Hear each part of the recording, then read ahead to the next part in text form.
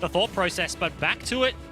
The Tristana, PTA, E on your head, and dive threat actually coming through. Babip has tempo and is going to face check here. Oh, the Cocoon is going to go wide, though, as Babip does find some Umbral Blades, gets himself the fear there as well. Lyra has to flash to get out, nothing to repel. So as Huni dives on in immediately, the flash comes out of Babip as Fudge has tried to tether him over. Brilliant clutch shield comes out from Fudge to keep his jungler alive, and the volatile Spiderling will get distracted by the minion. Yeah, but Huni's still sticking around for the plate. Lyra, yes, no flash, no HP, but if that channeled recall commits, they do. Yep, the back does go through there as the Cocoon is flashed. Lyra immediately goes up into the air. Huni now Huni dead. He's going to go down. Fudge outplays it. Once again, it's a 1-for-1.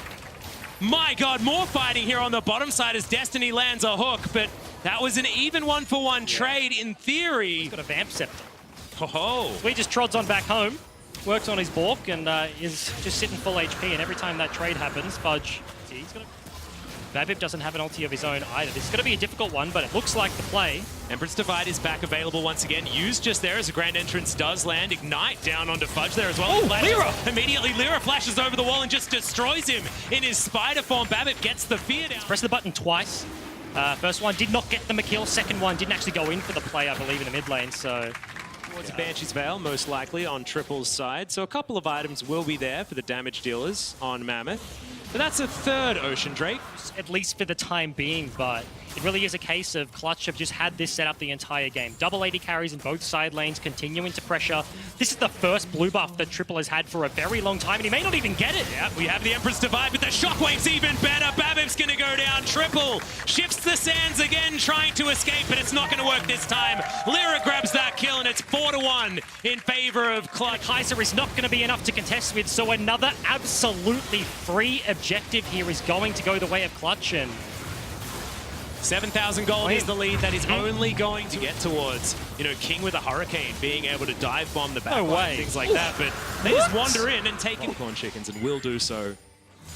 It's one of the first jungle camps that he's taken for himself, as he's not going to get any more. He's going to get sent to the Death Chamber. The last crit is going to be enough there from Cody-san, who even gets the mana back with his shield. This one will be that Elder. As they weren't quite able to get there in time to force an extra dragon. Probably works out relatively well here for Clutch, who want to be able... Understated, this one will die very quickly, but Mammoth here for the contest. Yep, they still want this fight. It's not going to be the Baron going over, but can they find a team fight is the question. What? The Baron down the wild, that's stolen with a Void Seeker! What the hell was that? 1 health! Why did that happen? Real rough, Bryce. I saw you tensing up there a little bit. Just for a second. Now they've swapped sides, but every now and again, Hook is on, actually. He gets at max range. Huge shield comes in as the Paranoia flies forward as well. Babip goes into his stopwatch, but now the Grand Entrance perfectly timed as Lyra locks down the kill on his opposite number. Mammoth disengaged, but that's that one pick, again, that Clutch have been using all game, and they'll use that to get an Elder Drake. And that's all they need. A path to the Dragon Pit. Mammoth just reset on the other side of the map. The Hook landed, but perfectly timed. Not the Baron buff, as Mammoth now have to try and find a way back to their own base. Vulcan looking for it. Huni, of course, looking for it. As he dives on in, we've got another engage coming forward. That's a really great quickness to lock them all up. And King the first to die. That should mean the end of Mammoth.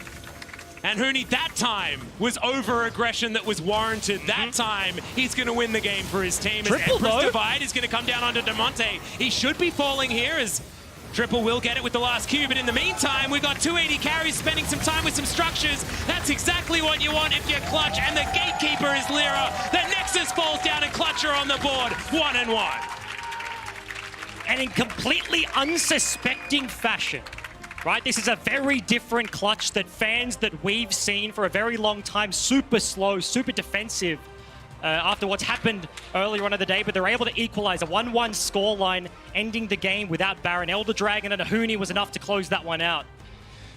And the 1 health Baron happened just to make sure that we were all entertained along the way. Absolutely fantastic stuff. That is going to tie the scoreline with everyone in this group. So we're 1-1 apiece to start again. Group A. Start again.